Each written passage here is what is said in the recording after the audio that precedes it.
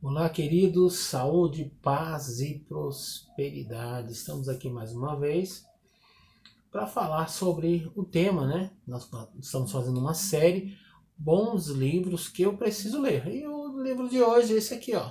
Esse livro que é o Desafiando os Limites da Fé, do irmão André.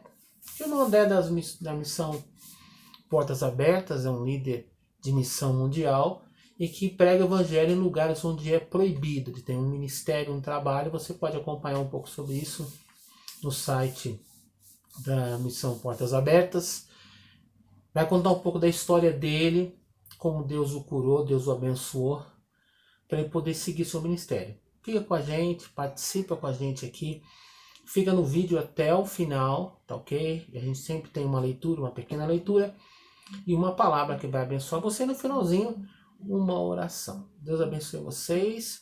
E quero pedir, ó. Eu sei que nesse tempo de quarentena, muitas pessoas aí estão procurando vídeos, procurando coisas para assistir, para poder ser edificado, abençoado. Eu quero pedir uma coisa para você. Que você se inscrevesse no canal, tem a barrinha vermelha, inscreva-se, você clica aí, inscreva-se, ative o sininho para você receber as nossas notificações. Por quê? Porque nós temos muitos vídeos no nosso canal. Tem essa série, nós estamos hoje no 6º livro, quer dizer, nós temos 5 ainda para trás. Temos mensagens, ministrações do Bispo Sérgio com palavra, os pastores e pastoras, canções muito bonitas com a pastora Raquel Scalia. Então, quando você se inscreve no canal, você vai poder, né, visualizar tudo isso e receber as informações quando a gente colocar alguma coisa nova para abençoar a sua vida, tá ok? Então fica com a gente, vamos para a nossa leitura então. Eu quero, logicamente, não dá para ler o livro todo, né? Mais uma vez quero mostrar para vocês, ó, Desafiando os Limites da Fé. O irmão André tem muitos outros livros, tá? Livros muito bons. E eu quero ler aqui para vocês, na página 62, o relato de uma bênção na vida dele. Ele recebeu um chamado para missões, na época principalmente em que o comunismo estava dominando grande parte do mundo, a União Soviética, Cuba, países na África e também na China. Na China permanece até hoje, na Coreia do Norte, em alguns locais o comunismo ainda permanece. Em outros locais, nem tanto ou não tem mais.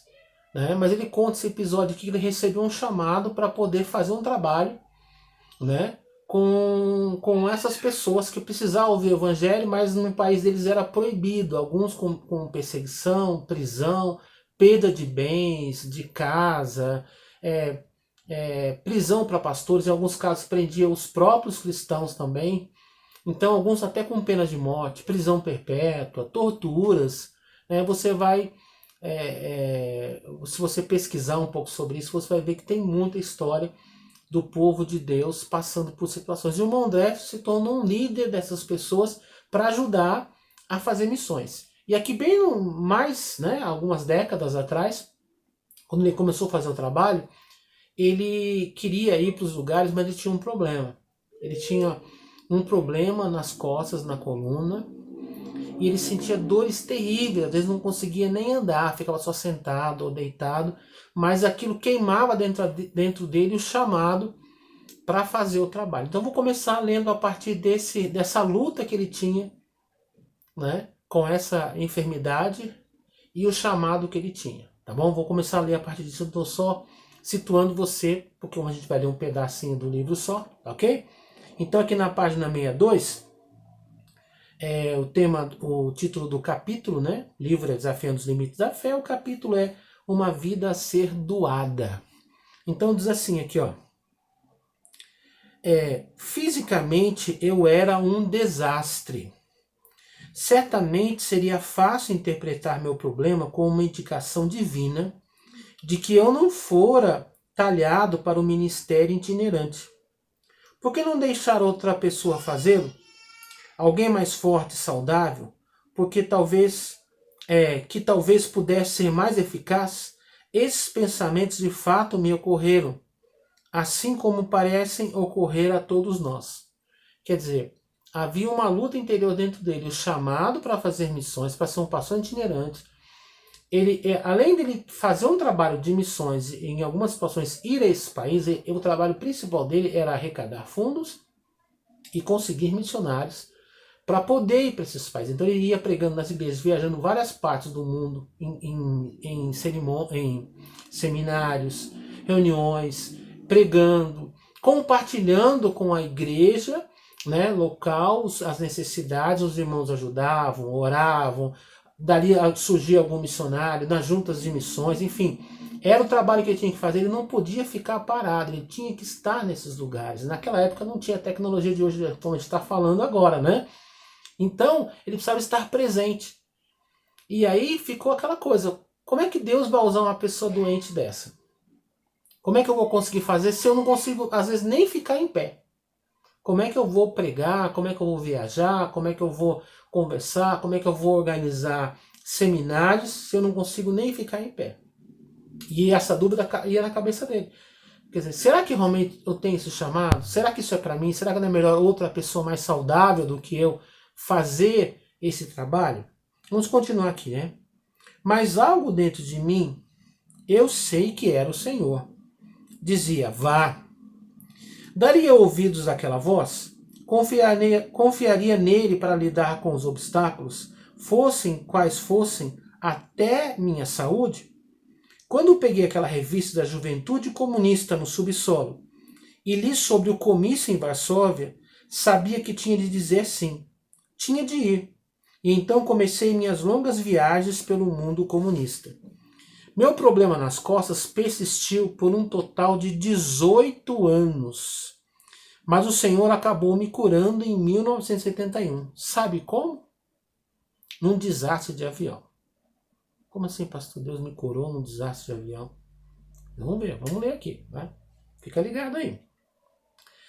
Lá estava eu num Beechcraft Debonair com meu amigo piloto Dom. Tínhamos acabado de decolar do aeroporto de Salida, no Colorado, onde eu havia montado um pequeno escritório americano, e seguíamos para uma reunião em Denver. Só para situar, estou falando do escritório americano, ele é holandês, tá? Dom era um experiente piloto de teco-tecos, que voava desde que se tornara adulto. Por isso eu tinha total confiança na sua capacidade. Naquela manhã de domingo, tínhamos acabado de deixar a pista e alcançávamos já uma altura de 120 a 150 metros, quando, por razões desconhecidas, o motor abruptamente falhou. Súbito, meu coração quase me saiu pela boca quando vi que o avião caía reto como uma pedra. O que estamos fazendo? Gritei. Caindo. Foi só o que Dom teve tempo de dizer. O avião espatifou-se no chão de barriga, com um barulho ensurdecedor. Uma dor imensa percorreu minha coluna, mas estava consciente. Dom, que tinha um corte na cabeça, arrancou o cinto de segurança e gritou: André, saia e corra! O avião pode explodir a qualquer momento. Consegui sair do avião, mas logo que tentei dar um passo, caí no chão, retesado de dor, incapaz de mexer-me. Caído ali, notei que estava bem ao lado de um grande formigueiro, e centenas de formigas pretas se alvoroçaram de um lado para o outro.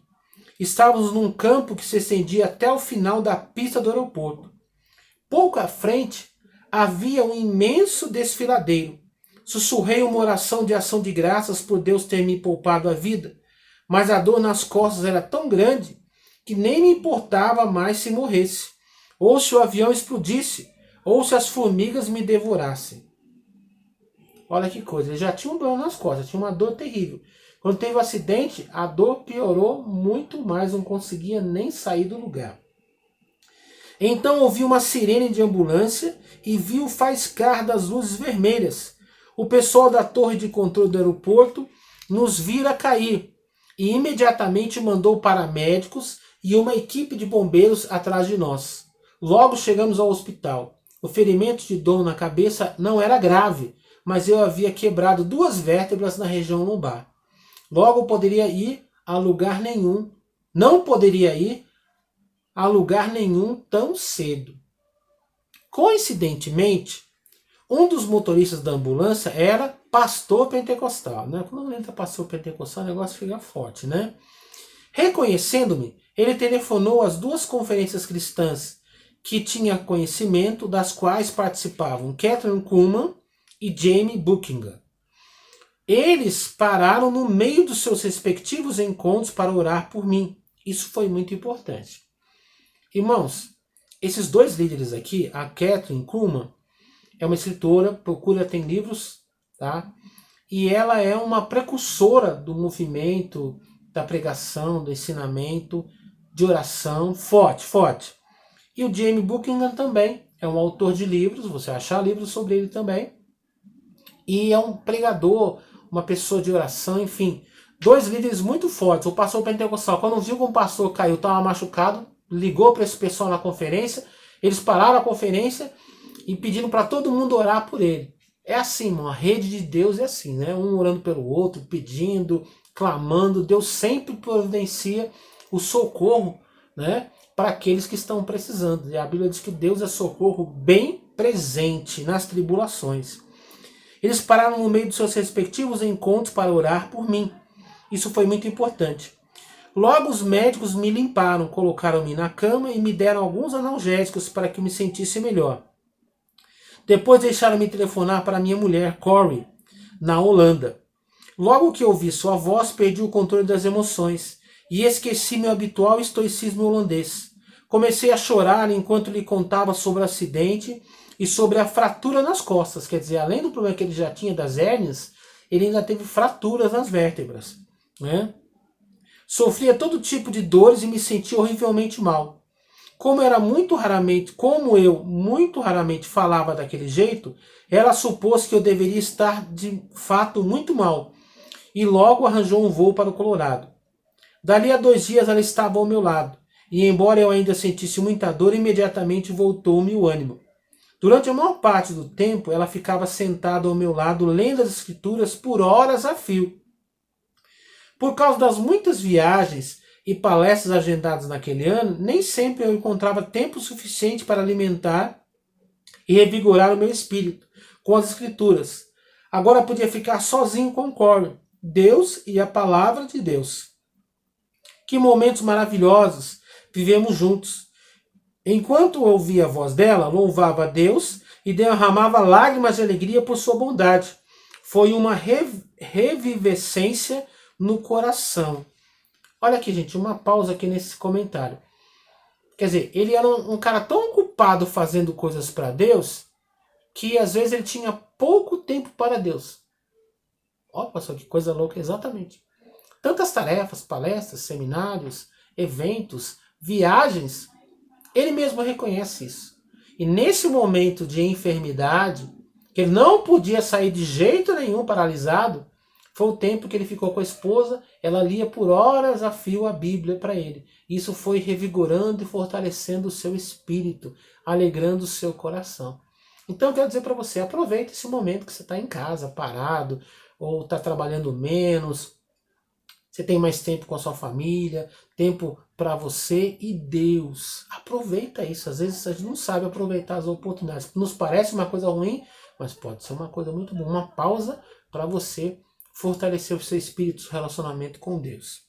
Vamos lá. De início, nada podia fazer, senão ficar deitado na cama com um grosso rolo sobre as costas. Depois de alguns dias, eles me engessaram, imobilizando minhas costas e aliviando boa parte da dor. É claro que o gesso era frio e provocava coceira constante, mas isso não era nada em comparação com a dor. Quer dizer, a dor não passava.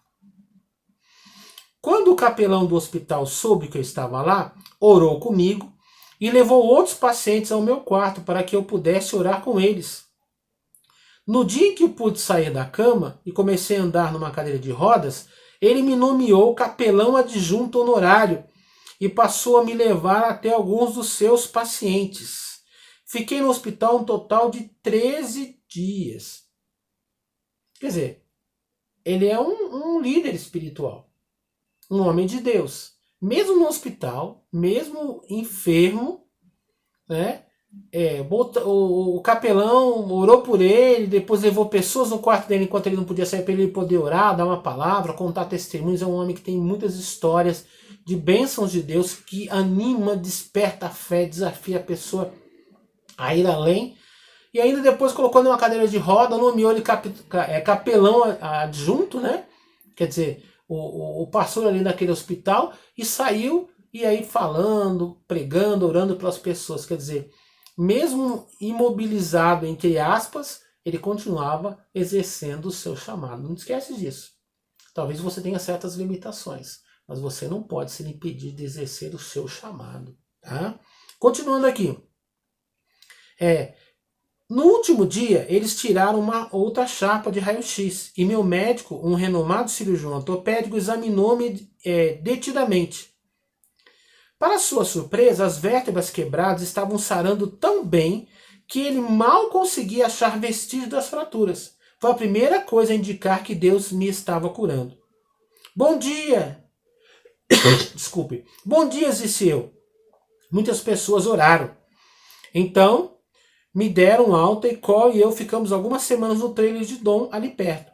Corey, sendo enfermeira, ajudou-me a andar com enorme gesso, que ia das axilas aos quadris. Eu costumava sentar-me lá fora, no cimo do tronco de uma grande árvore, admirando a oeste as montanhas rochosas e o divisor continental de águas. Era absolutamente lindo, e ao mesmo tempo eu desfrutava de um descanso muito necessário. Quer dizer, ele não parava, era um homem tão atarefado, não parava nem para descansar. Agora, forçadamente, parou para descansar. A gente está dizendo alguma coisa para a gente sobre isso? Né? Quando voltei à Holanda, meus médicos de lá me fizeram manter o gesso mais 2 meses. Para quem é uma pessoa ativa, isso é torturante, né? Mas, quando finalmente o tiraram e eu recuperei o vigor, comecei a fazer coisas que jamais pude fazer antes. Aprendi a jogar golfe, comecei a correr, podia cuidar do jardim, jogar tênis e andar de bicicleta. E continuo fazendo essas mesmas coisas até hoje. Jamais sofri do problema da hérnia de disco depois do acidente de avião. Deus é muito original nas suas soluções, não? Seus métodos não são os nossos. Como eu poderia imaginar que Deus usaria um acidente de avião para curar as minhas costas? Ou como aquele pastor cubano poderia saber que alguém encontraria no Parque Lenin? Quando, em vez de nos preocuparmos com os obstáculos, confiamos que Deus cuidará deles, nossa vida cristã torna-se muito mais eficaz. Vou ler de novo. Quando, em vez de nos preocupar com os obstáculos, confiamos que Deus cuidará deles, nossa vida cristã torna-se muito mais eficaz, para não dizer muito mais divertida.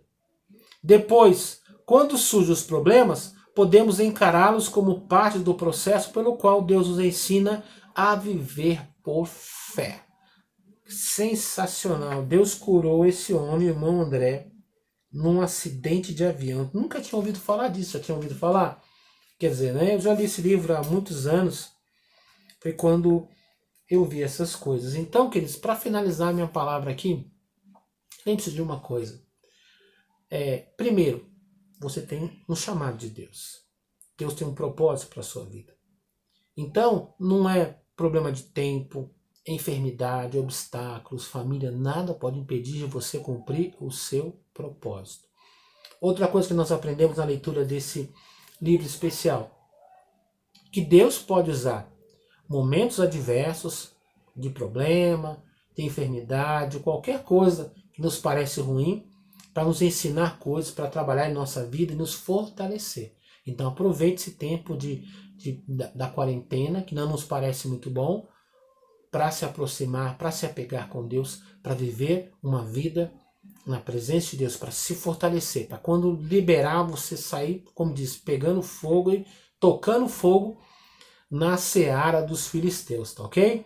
Então, eu quero finalizar aqui, vamos fazer uma oração, tá certo? Vamos orar, depois eu mostro o nosso próximo livro, se Deus permitir, tá ok? Vamos lá fazer uma oração, pedir que Deus nos fortaleça nesses momentos. Pai querido, em nome de Jesus, nos colocamos em Tua presença e lhe pedimos, ó Deus, que venha abençoar a cada um dos Teus filhos. Nos unimos em oração, Senhor, e lhe pedimos, nos ajude, Senhor, a sermos cada dia mais dependentes de Ti, Senhor. Que nenhum tipo de problema, barreira, dificuldade, enfermidade, falta de tempo, falta de dinheiro, que nada nos impeça de realizar a Tua obra e de cumprir a nossa vocação e o nosso chamado. Ó Deus, nos fortaleça. Deus, se alguém está doente, enfermo, Pai, que o Senhor possa curar, que o Senhor possa libertar, que o Senhor possa liberar a Tua bênção. Ó Deus, nos prepare nesse tempo, Senhor, em que estamos mais parados, estamos em casa, Senhor. Que nosso espírito seja fortalecido, para quando esse tempo, meu Deus, que estamos, meu Deus, da quarentena passar, nós possamos sair com toda a unção e poder para realizar a Tua obra. Pai, anime esse que está desanimado, fortaleça esse que se sente fraco, abatido, que todos sejam abençoados no nome do Senhor Jesus. Amém. Queridos, um abraço carinhoso para vocês. Se Deus permitir, nosso próximo livro é esse aqui, ó. Perfil de 3 Reis, um clássico muito abençoado. Lições, é um pequeno livro, um livreto, mas é muito bom, ok? Deus abençoe, um abraço carinhoso para todos vocês, fiquem na paz.